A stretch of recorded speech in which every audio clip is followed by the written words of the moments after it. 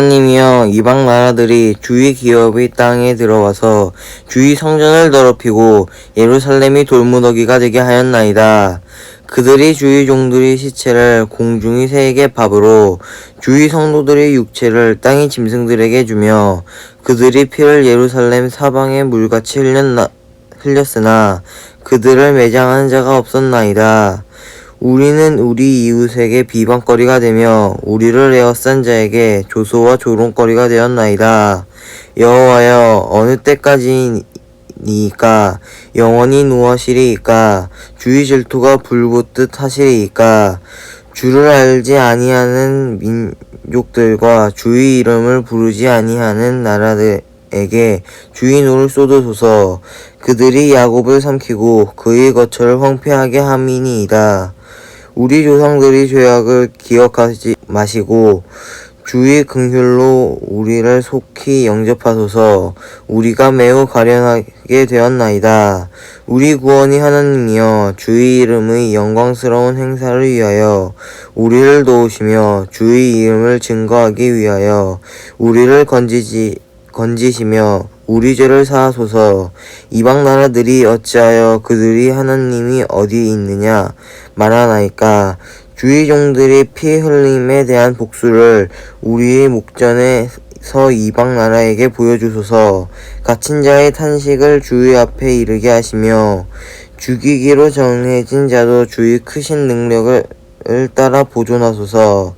주여, 우리 이웃이 주를 비방한 그 비방을 그들의 품에 칠 배나 갚으소서. 우리는 주의 백성이요 주의 목장의 양이니 우리는 영원히 주께 감사하며 주의 영예를 대대에 전하리이다. 시편 79편 아삽의 시, 이렇게 되어 있는 79편을 이제 2021년도 부활주일에 이 말씀을 가지고 하나님의 그 의도와 그리고 구원의 뜻과 이런 거를 이야기를 나누게 되었습니다. 우선 이 하나님은 하나님의 백성이라고 하는 이스라엘 백성이 있고, 그 다음에 이스라엘의 백성이 아닌 자, 그들은 하나님의 백성이 현재 되지 못한 자. 그래서 그 현재 이스라엘의 백성이 못한 자들과 또 이제 하나님의 백성이 된 자들과, 그럼 하나님의 백성이 된 자들의 이름은 이스라엘이라고 불리우는 자들인데, 그러면 하나님께서 지금 2021년도에 부활주일로 우리가 기념을 하고 있는 이 믿는 자들이 과연 올바른 이스라엘인가 아닌가 하는 것이 중요할까요? 아닐까요?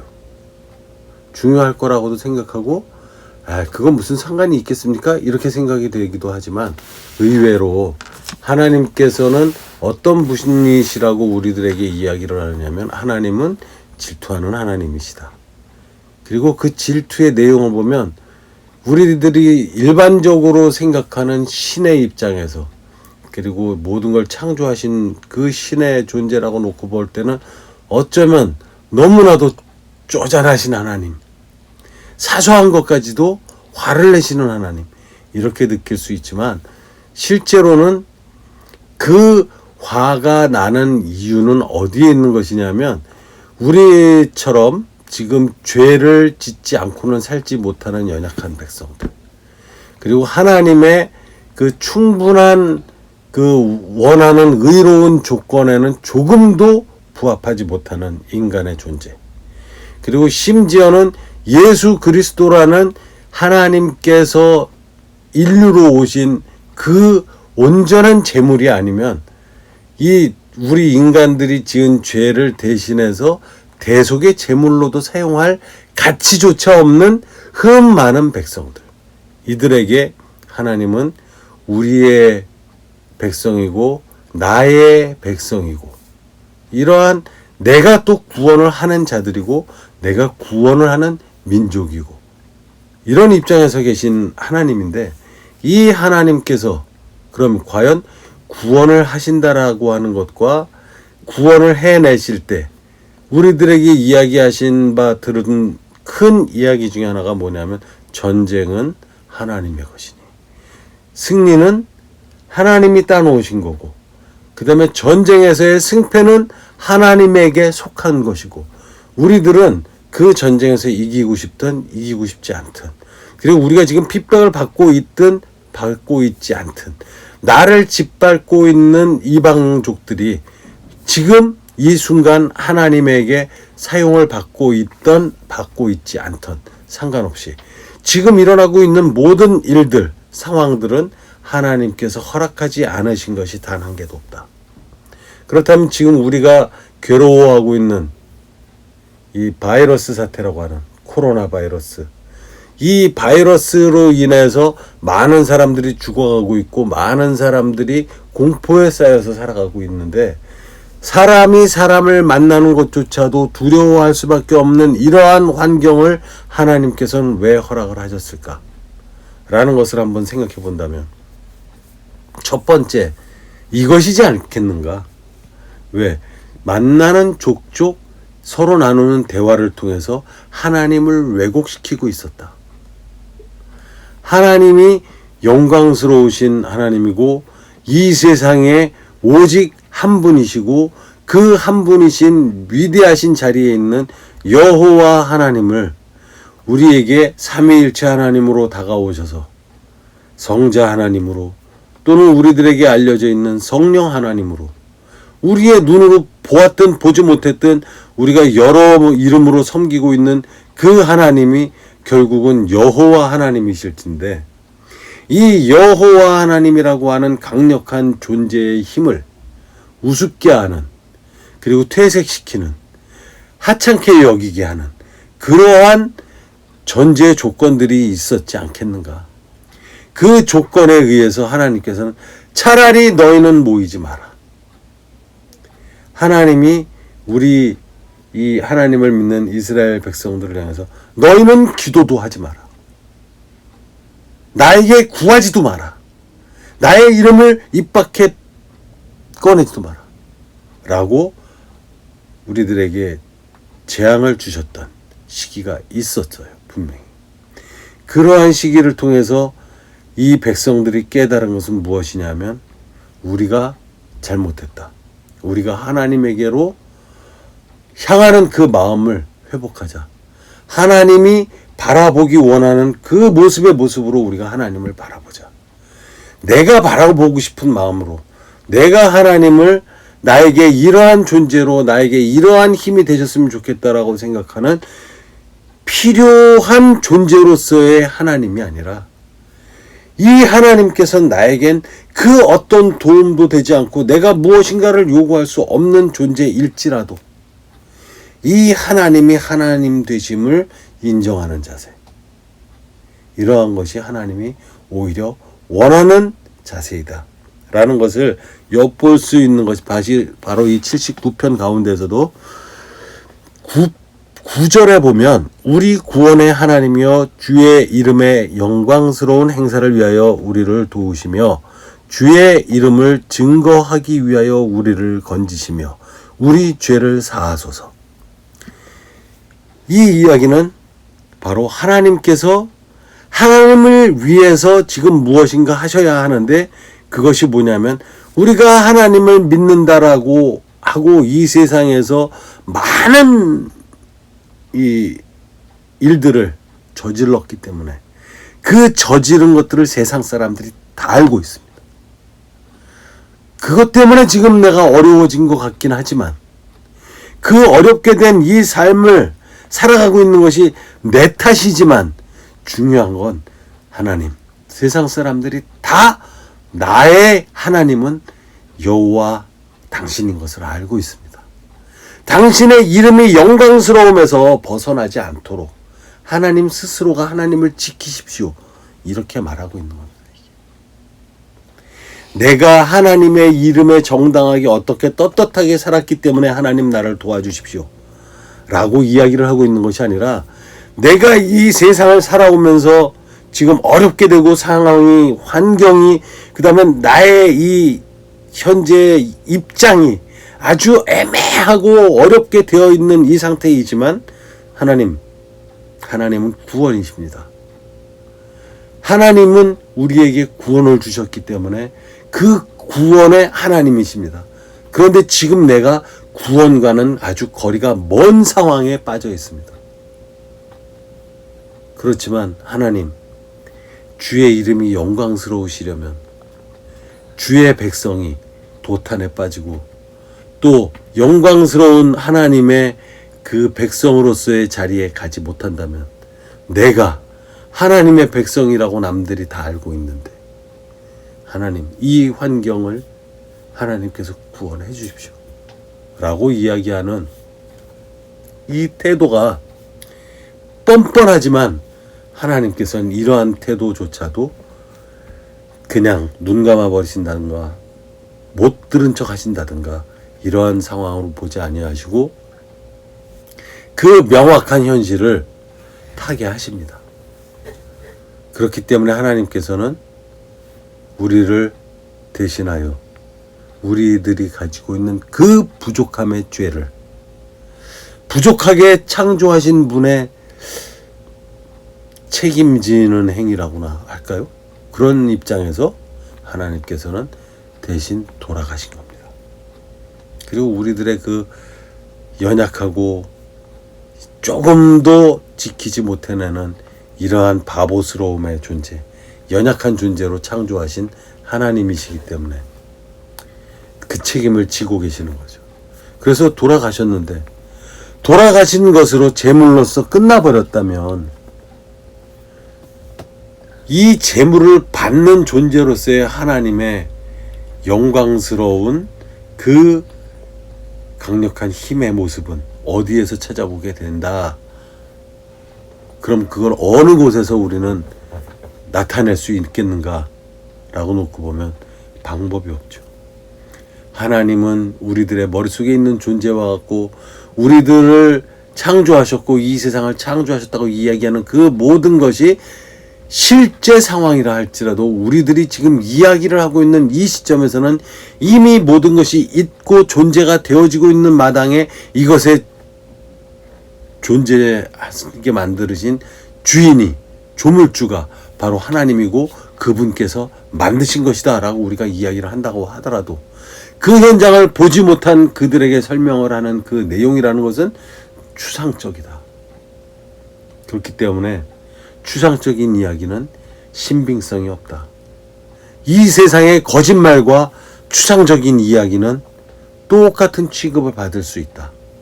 근거가 없다라는 면에서. 그러면 이러한 입장에서 우리는 하나님을 주장해내고 그것에 대한 믿음을 가지고 있고 살아가고 있는데 그 믿음에 대한 하나님께서는 대가로 이런 말도 안 되는 일을 바로 스스로가 우리를 만들고 이 세상에 채우신 존재로서 책임을 지십시오 라고 이야기를 하고 있는 우리 이 세상을 어렵게 살고 있는 세상 사용자로서 하나님한테 요구를 하고 있는 거죠. 이 태도가 옳다 틀리다의 문제가 아니라 이 부분은 명확하게 바로 이 구절에서 이야기하고 있는 것이 주의 이름의 영광스러운 행사. 영광스럽다라고 하는 것이 행사라고 하는 것은 행해지고 나타난 일들로서 우리들에게 보여주십시오라는 이야기인데 그 이야기를 지금 무엇을 보여달라고 하는 거냐면 내가 지금 어렵습니다. 우리가 도탄에 빠졌습니다. 어려운 일에 빠졌고 스스로 헤어나올 수 없는 입장에 우리들이 있습니다. 이 입장에 빠진 우리들을 그렇지 않은 자리로 이동시켜 주십시오. 옮겨 주십시오. 구원해 주십시오. 그것이 바로 우리를 위한 일이 아니고 하나님 스스로의 이름을 위하여서 우리들에게 베푸르셔야 하는 일이 지금 터졌습니다 라고 보고를 하는 거죠.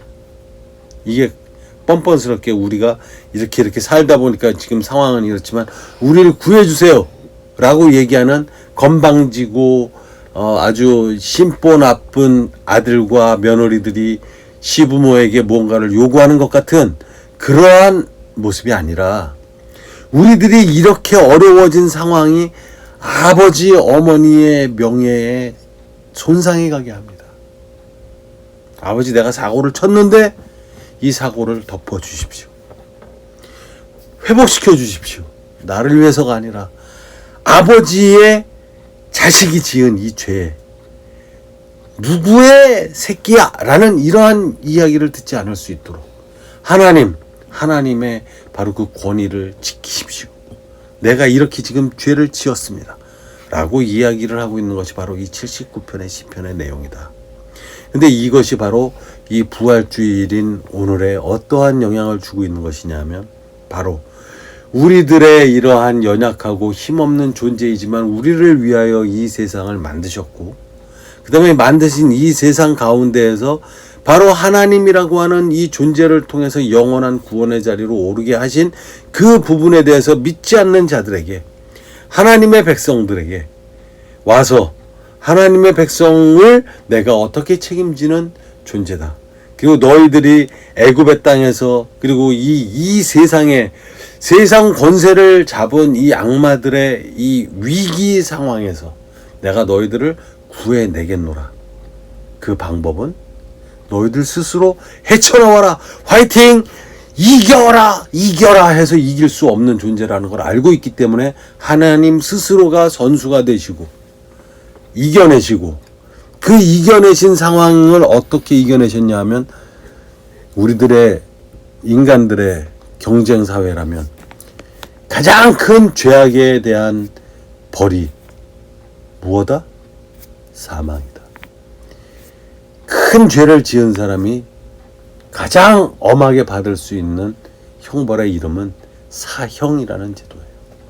죽인다라는 이야기인데, 하나님께서는 이 세상에 와서 자기가 사랑하는 백성들의 잘못들, 그리고 그것들을 다 구원해내시기 위해서 선택한 방법이 바로 무엇이냐면, 죽이는 심판관의 입장에서 모든 대적들을 죽여버리는 일을 하신 것이 아니라 모든 죄인들에 대해서 온전한 제물이 되어버림으로써 돌아가시고, 그렇게 돌아가심으로써 모든 이 형편없는 인류나 그 외에 하나님이 사랑하고 하나님이 만드시고 이 잘못된 존재로 살아갈 수밖에 없게 만들었었던 시스템의 잘못을 그 예수 그리스도라고 하는 메시아의 온전하신 사람의 모습의 제물을 통해서 돌아가심으로써 모든 죄에 대해서, 그 죄를 참지 못하시는 공의로운 하나님의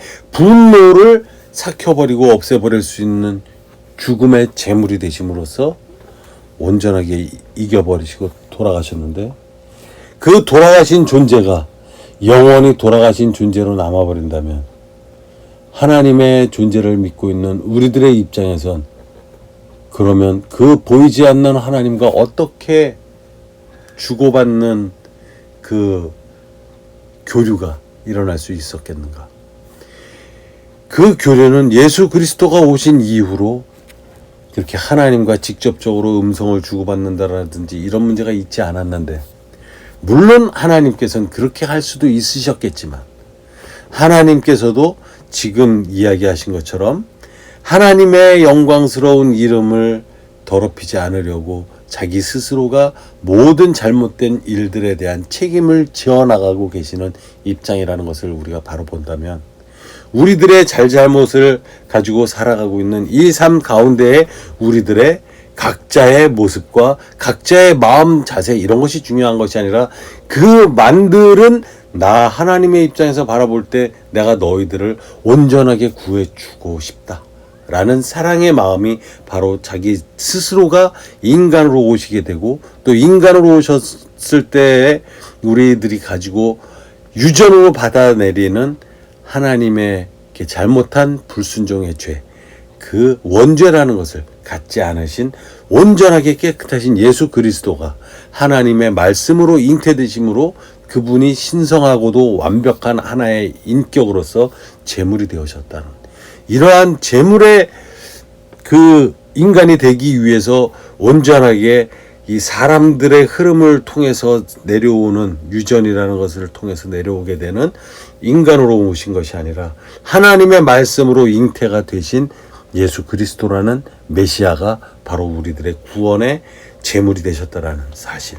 근데 그것을 가지고 뭐 예수는 뭐 실은 이런 자였다 저런 자였다 맨날 떠드는 자들이 있다 하더라도 우리들이 지금 주목할 수 있는 문제는 바로 그러한 문제가 아니라 실제로 그 자가 온전하게 원죄를 이어받은 자냐 원죄를 이어받지 아니한 온전한 제물이냐가 중요한 것이고, 그 이후에 태어나신 하나님의 존재가 그 이전에 인간으로 오셨었던 그 인간의 존재와 똑같겠는가 생각해보자라는 이야기죠. 온전한 인간으로 마음껏 오실 수 있었고 돌아가실 수 있었지만 그 존재를 다시 되살려내시고 하나님 아버지께서, 또는 하나님 성자 예수 그리스도께서 스스로 살아나셨고, 또는 성령의 도우심으로 하나님의 힘이 이 성자에게 전달되어져서 살아났을 수도 있고, 그러한 정확한 그 되살아남의 어떤 방법이라든지 어떻게 돼서 되살아나셨는지는 모르겠지만 우리들에게는 기록으로 남겨져 있는 그분께서 되살아나셨고, 그 다음에 하늘로 들려 올라가셨고, 그 들려 올라가신 분께서 들려가 올라가신 그 모습처럼 이 세상을 마지막 심판을 하시기 위한 에반겔리온, 마지막 최후의 심판의 날에 이 땅에 오셔서 심판을 하실 때 바로 이 예수 그리스도께서 우리들에게 구원을 하시겠다고 하고 구원을 해주신 그 하나님의 존재를 믿는 자가 이 심령 가운데 있는지 없는지를 보고, 그것을 보고 그곳에 아들인 성자 예수 그리스도 사건이 기록되어 있고 그를 믿는 자라면 하나님의 아들과 동일시해 줄 것이고, 구원하시는 자리에 영원한 영생의 생명책에 그의 이름이 적혀 있을 것이고, 그렇지 아니한 자들은 영원히 죽을 것이다. 그 과정이 지금은 진행되어지고 있고 그 때를 지금도 기다리고 있는 상태이기 때문에 아직도 하나님을 믿을 수 있는 기회가 있다. 바꿔 말해서 모든 인류에게 아주 악에 처발려져 있고 주홍같이 더러운 죄를 짓고 있다 할지라도 구원될 수 있는 기회가 아직 있는 희망의 세대다. 우리들 앞에 코로나 바이러스가 있어서 그 바이러스의 쥐도새도 모르게 죽어버리는 것이 중요한 것이 아니라, 쥐도새도 모르게 죽어버리는 그 상황이 나에게 닥쳐진다 하여도 예수 그리스도를 알고 있는 우리들, 그를 믿는 우리들은 이 똑같은 죽음에서 벗어나지 못한다 하더라도 우린 영원한 죽음을 자는 것이 아니라 예수 그리스도의 이름으로 통한 영광의 부활이, 그리고 새로운 새나라 새 땅에서 살아가는 희망이 우리들에겐 있는 겁니다. 그렇기 때문에 이번 부활절을 맞이하여서 세상의 눈으로 바라보는 두려움의 존재인 죽음, 질병, 이런 것에서 두려워할 것이 아니라 오직 하나, 그 모든 것을 마음대로 하실 수 있는 하나님 아버지를 두려워하고 경외하는 계기로 삼으시기를 축원합니다.